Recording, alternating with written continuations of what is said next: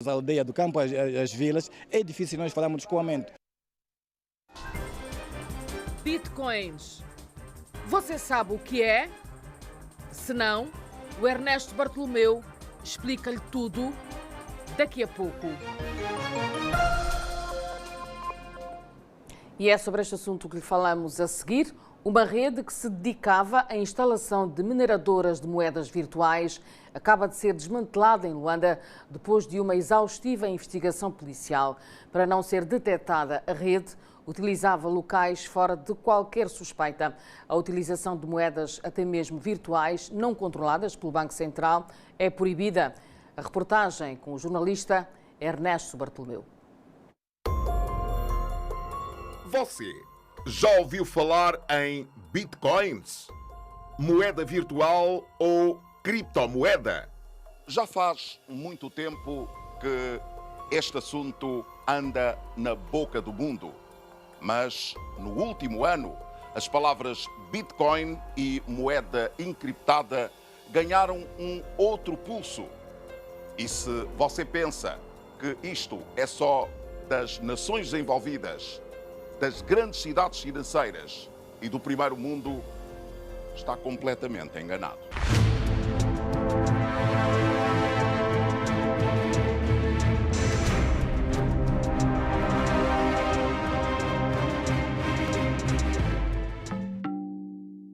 Nós estamos no bairro da Vidrul, a cerca de 20 minutos de carro do centro da cidade e do Banco Nacional de Angola. Aqui neste quintal, fora dos olhares de todas as suspeitas, estes cidadãos vietnamitas começaram há 2 anos a montagem de uma autêntica mina de bitcoins.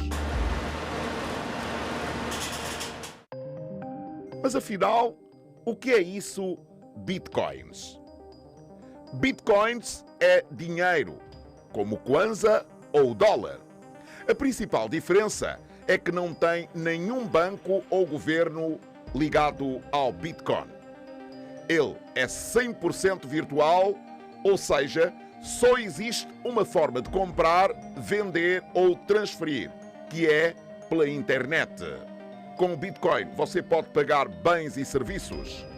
Para fazer pagamentos, o cliente transfere os Bitcoins para os estabelecimentos comerciais e, para isso, utiliza apenas o celular.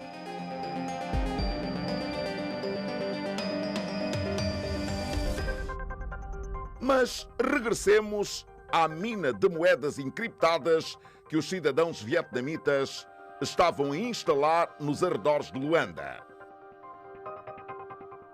Como o negócio era rentável, da Vidrul, onde estavam instaladas 860 supermáquinas, eles partiram para a nova urbanização. Também aqui era preciso camuflar o negócio. Nas instalações da nova urbanização, a mina de criptomoedas continua. 200 máquinas superpotentes trabalham aqui 24 horas ao dia para resolver equações geométricas complicadíssimas.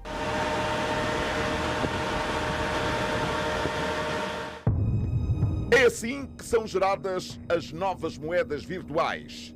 Essas máquinas geram muito calor, consomem grandes quantidades de energia elétrica e fazem muito barulho. E foi este barulho que chamou a atenção da investigação.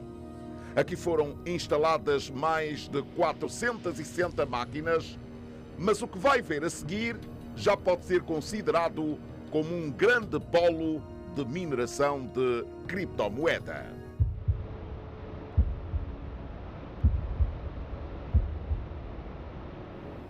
A tecnologia que faz toda esta máquina funcionar tem um nome algo complicado. Ou seja, blockchain, que em português pode ser considerada como uma cadeia de blocos. É uma teia de computadores espalhados pelo mundo que registram todas as transações como se fosse um livro de apontamento de caixa. A pessoa manda uma moeda virtual para a outra e isso fica registado em vários computadores, ficando assim depois difícil de adulterar. Só aqui estão montadas mais de 1000 máquinas processadoras. A utilização de bitcoins em Angola é proibida. Fan Benton diz que ainda está a experimentar as máquinas, não tem licença para o exercício da atividade, mas já sabe quanto vale um bitcoin em kwanzas. Um Bitcoin com preço de dólar agora está $9.400. É mais ou menos tipo 35 milhões. Não, 3.500 dólares. 3 Não. milhões ou 3 mil? 3 milhões. 3 milhões. Um bitcoin Sim. vale 3 milhões de kwanzas? Sim, sim. Em Angola não existe legislação que autorize o exercício quer da mineração como de transações de moeda virtual. Os especialistas alertam que quase todos os dias surgem no mundo pessoas que investem em bitcoins. Algumas chegam a ganhar, mas a grande maioria cai em contos de vigário e perde milhões. No Vietnã, país de Phan Binh Ton, embora o bitcoin possa ser livremente utilizado pelos cidadãos, o Banco Central daquele país emitiu em fevereiro de 2014 uma declaração alertando contra o uso do Bitcoin e proibindo as instituições de crédito de lidar com a criptografia. E que tal em Angola? O que diz o BNA? No nosso país só é permitido comércio com moedas que sejam emitidas por uma autoridade central, nomeadamente os bancos centrais. Não é permitido no nosso país a circulação de qualquer outro tipo de moeda ou qualquer outro tipo de ativo que não seja emitido por uma estrutura central, no caso os bancos centrais. O Banco Central, como emissor e supervisor do sistema financeiro angolano, não encoraja a utilização desse tipo de criptoativos, porque uma vez não sendo emitidas nem supervisionadas por um regulador central, não acarreta certo risco. O Bitcoin ainda é ilegal em alguns países. A Islândia, por exemplo, país do primeiro mundo, diz que lidar com o Bitcoin viola a Islândia Foreign Exchange Act, que especifica que a moeda islandesa não pode deixar o país e que a moeda estrangeira não pode ser usada na Islândia.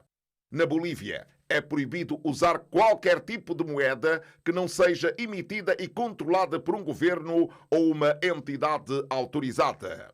E a lista de países que proíbe a utilização de bitcoins é longa. Passa pelo Equador, Bangladesh, até o Quirguistão. Efetivamente há não adesão.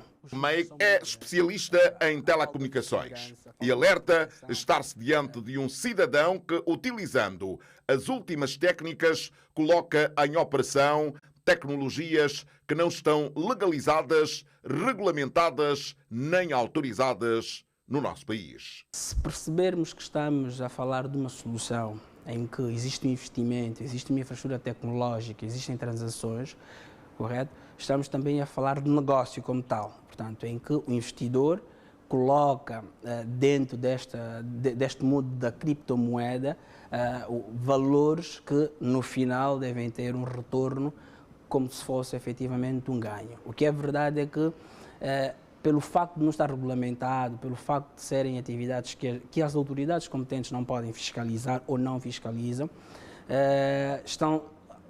os ativos, as pessoas que efetivamente acabam por entrar para este mundo estão sujeitas a diversas fraudes. E temos todos os dias notícias de pessoas que fazem investimentos em criptomoedas e efetivamente as promessas não são cumpridas. No INACOM, as inquietações do engenheiro Meik são vistas em 3 dimensões.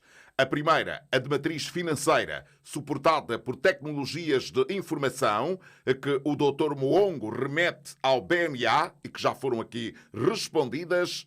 A segunda dimensão é dos softwares e dos códigos que suportam esta atividade. O responsável pela regulação do INACOM diz que isto é da responsabilidade do INFOSE, que trata da certificação destes equipamentos.